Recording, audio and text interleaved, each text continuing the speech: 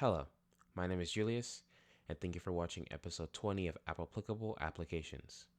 In the last episode, we talked about three different web apps that could help you gather information fast. And in this episode, we're talking about three different AI web apps that can help you with your daily tasks. First is Perplexity. Perplexity is an AI powered search engine, just like ChatGPT, that helps you access and process information online faster. Here's a quick overview of how Perplexity works.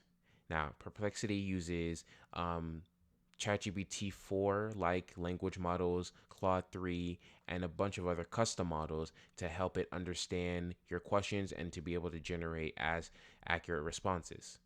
Um, Perplexity is able to use real time internet searching. So, unlike ChatGPT, if you're on the free version with GPT 3.5, you don't have access to relevant search or relevant searches. But with Perplexity, you get access to the internet in real time, as Perplexity will go through and gather information from different sources. Which is very helpful whenever you're trying to use Perplexity on maybe a topic that's more recent. Perplexity also has Quick Search, which allows you to search for answers fast and quickly. And they also have Pro Search, which can help you if you're trying to get more detailed responses from Perplexity. Perplexity also has more human-like dialogue, which can help conversations feel more natural as well.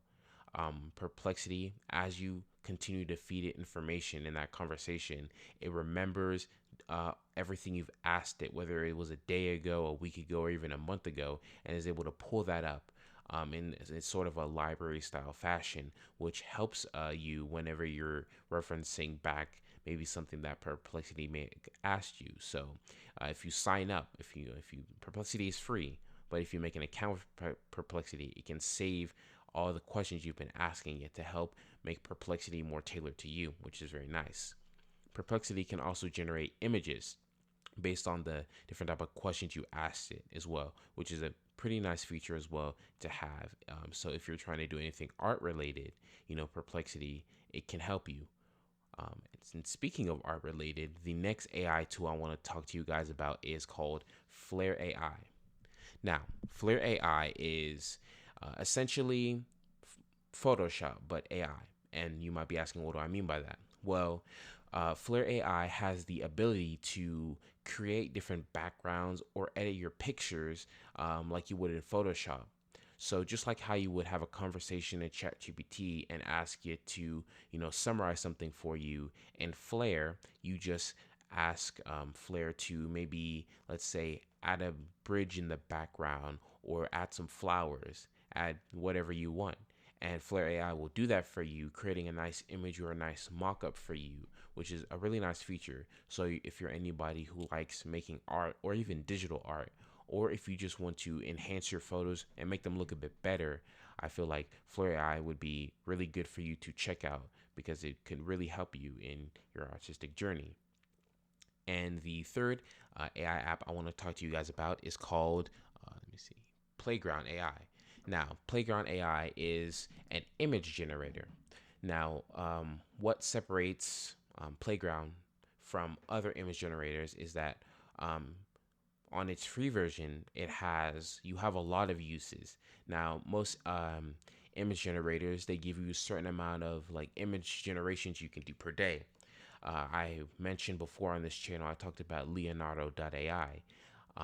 That on its free version, I think you had 200 coins that you could use to generate images, and it took away, I think it was between 4 to 8 coins for every image you generated. Now, Playground AI, it does the same thing, but instead you have 500 credits, and it takes away one for each image you generate. So you have a lot more room to generate, or a lot more room for creativity, for freedom. You can create more images per day, which is really nice. And Playground, the way it has your images stored is in this kind of big screen. So each time you make an image, it just puts it on the screen, and your screen continues to fill. So imagine you have a black computer screen, and then in one corner you see your image that you just created, And as you continue to create, they continue to kind of stack. So, it'll go down in rows or go in columns, and you kind of have this just big collage of images that you've made that you can now scroll through. And it's a really nice feature, because when you're done, or if you open it, you can kind of see all of the great stuff that you've made off those images you've created, which is kind of a nice feature and a nice way to store your images instead of maybe having to scrolling through a history bar, or maybe having to open a separate tab. Your images are just right there, and it's easy to create images, and it's easy to find them and store them, which is very nice. So if you're into that, I would suggest you try that out. My name is Julius. Thank you for watching episode 20 of Applicable Applications, and I'll talk to you guys next time.